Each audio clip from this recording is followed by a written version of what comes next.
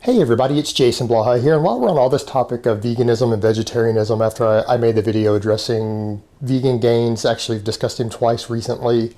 A lot of vegans and vegetarians have come on here, a lot of misunderstandings about me transitioning back to meat eating. People aren't aware of their arguments that I wasn't a vegan, that I was drinking whey protein. Guys, I went from being a vegetarian for a while, which meant I consumed dairy and eggs, to being a vegan for somewhere between 4 and 6 months. I honestly lost count. I went back to being a vegetarian for several months, and I went back to full meat eating, and I do a ketogenic diet now. I am actually the norm. Studies over the years have shown that people who are vegetarians, 80% of them return, around 80% of them return back to meat eating. And I saw one study, and I'll link it down below, just a discussion from vegans, I believe. I think it's one of the ones I found, that up to something like 84% of vegans leave veganism and return to meat eating at some point. And here's the problem that we run into, and I know this is a big topic on here. There's a lot of vegan channels that have massive followings. A lot of people want to believe in veganism. I gave it 100%. I tried to really believe in it. I tried to push it. I tried to do it. And I found, just like the majority of people, that it was simply unsustainable. There's a reason that all through history, no society has ever willingly become vegetarian. They've had cases where they didn't really have a choice, but any society that could get access to meat all through history has always eaten meat. And that's true all around the world. Even tribal cultures have eaten meat if they had it available to them.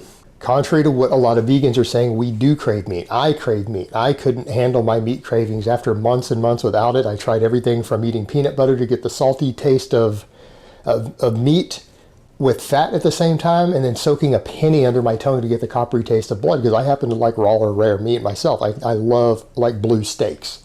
Trying to fulfill that craving, I would put a penny under my tongue trying to deal with it. I tried that for about a month, and it only helped for about a week. So it's unsustainable, and those are what the statistics are. And so the people who promote this need to realize that there's a very good chance that a lot of you who are very fanatical vegans or fanatical vegetarians, that you are going to go back to eating meat. And when you do, all the other fanatical people in the community are going to turn on you. But statistically, it is going to happen. It is more likely than not that you won't be able to sustain it. You won't be able to hold out your cravings in the long term.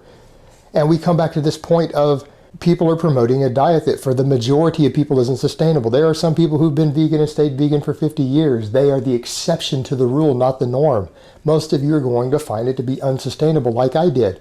Me personally, like I've said in the other videos, I perform better as an athlete. I've lost a lot of body fat. I'm able to control cravings. I feel better and fuller and have more energy on a lot less calories now that I'm doing a high meat ketogenic style diet. I feel better.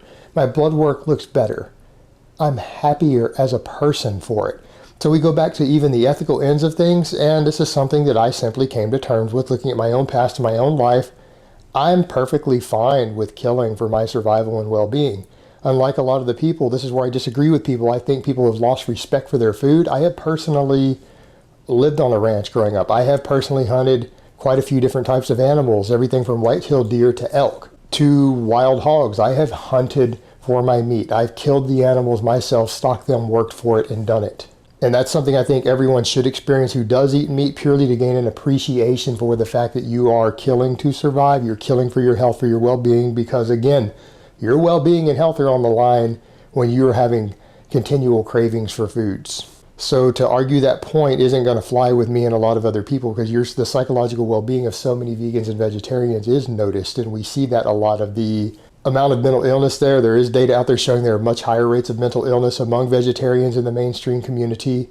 And I suspect the cravings and some sort of vitamin deficiencies do play a role there. And if your mental health isn't good, then your physical health can suffer in the long term, and your survival can suffer in the long term. So this very much becomes an issue of your personal well-being. And a lot of people say, that's horrible, you shouldn't think that way. Well, that's my culture. A lot of you out there are cultural relativists. I come from Texas, which has its own distinct culture. Most of my family were military growing up. I've grown up in an environment where I was always taught that self-defense or killing people who are trying to steal your property is perfectly acceptable and reasonable. The law of the land where I live says that's reasonable. Where I live in Texas, someone breaking into your home unarmed, you may shoot them dead. Someone is breaking into your vehicle, your car, who doesn't even have a weapon, you may shoot them dead. It's not even illegal where I live, that you can go take that to trial and you'll generally be found innocent. So to me, that's not much different to if we can defend our cars, if we can defend our home, our property by killing other people, that's our well-being and our livelihood at stake. So to me, needing to kill animals for our well-being, I don't really have an issue with that. Now, I will agree that we need better ethics in that we do need to take a closer look at the ethics of what goes on in slaughterhouses. We do need to make sure that the methods that we are using are minimizing pain, they're minimizing harm to the animals and suffering to the animals. I agree with that. And I would like to see more ethics and more humane treatment of the animals that we are eating for food. And I think that's something that we do have a big area for improvement on. But as far as when I think about it and put it in that context, the actual act of killing in order to sustain my own personal well-being, I really don't have an issue with. So that's my take on the ethics of it. All right, guys, well, that's really all I have to say on that today. I hope it's been informative, and I will talk to you guys next time.